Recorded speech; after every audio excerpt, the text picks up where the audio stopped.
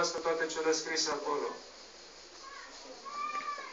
Dar vreau să vă întreb, dacă Domnul numai spre astfel de persoane caută, cine dintre noi se poate defini ca unul smerit și ca unul care tremură la cuvintele Domnului? Că dacă nu suntem așa, fraților, să nu ne mai înșelăm. Domnul nu caută spre noi. Nu primește rugăciunile noastre. Iar smerenia asta în a-și cunoaște cineva păcatul său și a nu se ascunde în spatele minciunii.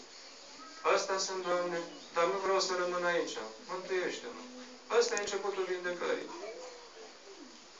Iar începutul distanțării dintre un stăpân și celălalt, începutul distanțării dintre a sluji diavolului și a sluji lui Dumnezeu, fraților, este foarte simplu.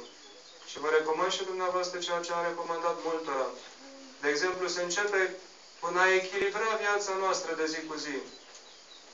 Din a căuta o echilibrare. Vorbeam, de exemplu, cu cei care vin sărași să spovedesc, Părinte, înjur, Părinte, și îmi pare așa de rău. Și am zis, cam de câte ori înjurați într-o zi? De 30-40 de ori.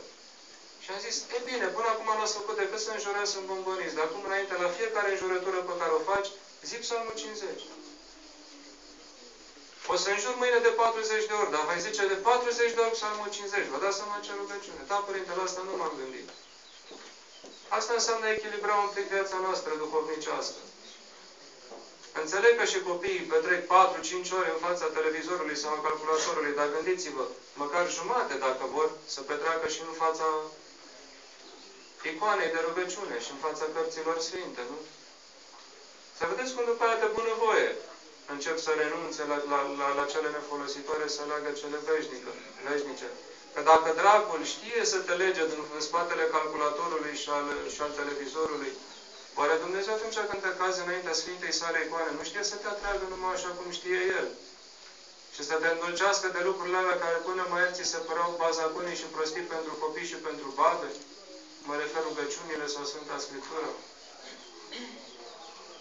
Așa face Dumnezeu. Ne îndulcește cu harul Lui cum noi nu știm. Și ceea ce până mai ieri detestam, acum nu mai trebuie să trăim fără. Ceea ce până mai ieri mi se părea obositor, astăzi împlinesc mai mult decât cea mai neobositoare muncă.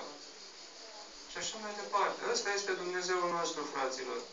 Minunatul și uimitorul nostru Dumnezeu, care lucrează în chipuri atât de minunate, fraților, că nu ne dăm seama. Chiar și săptămâna asta vorbeam cu fratele Marius, că acum, imediat după Sfânta Liturghie, o să începem pregătirile pentru botezul pruncului Efrem. Efrem, cei care nu știți, sunt cuviosul Efrem cel nou. Cel nou are tatăle, care îl moaște odihnesc lângă Atene, la mănăstirea Neamacri. Supergravnic ajutătorul vremurilor noastre. Pentru că a fost un prunc pe care Sfântul a vrut să-l primească de la bun început, deși s-a născut la 6 luni de zile. Și astăzi, iată, de la 1 kg este la 3 kg 200 și vine ca să primească botezul.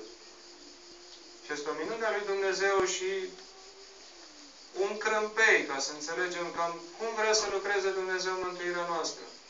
Că le ziceam, gândiți-vă la mari duhovnici în țara noastră, la un Părintele Cleopa, la un Părintele Arsenie Papacioc. Gândiți-vă la câte mari de persoane și-au găsit odihna și liniștea sufletească lângă acești mari duhovnici. Dar gândiți-vă când a început Dumnezeu lucrarea Lui minunată pentru Paraschiva din Maramureș, care acum 10 ani s-a dus la Techirghior și l-a întâlnit pe Părintele Paisie, pe Părintele Arsenie Papacioc. Dar dacă în urmă cu 80 de ani Dumnezeu n-ar fi înduit nașterea viitorului Părintele Arsenie Papacioc din mama lui și dacă n-ar fi rânduit ca femeia asta să-L cunoască pe Dumnezeu taman când El trăia în viață și să-i ducă picioarele și drumurile la Techirghior, la Constanța și așa mai departe, până cunoscuții pe care tot Dumnezeu a făcut să-i nască culmea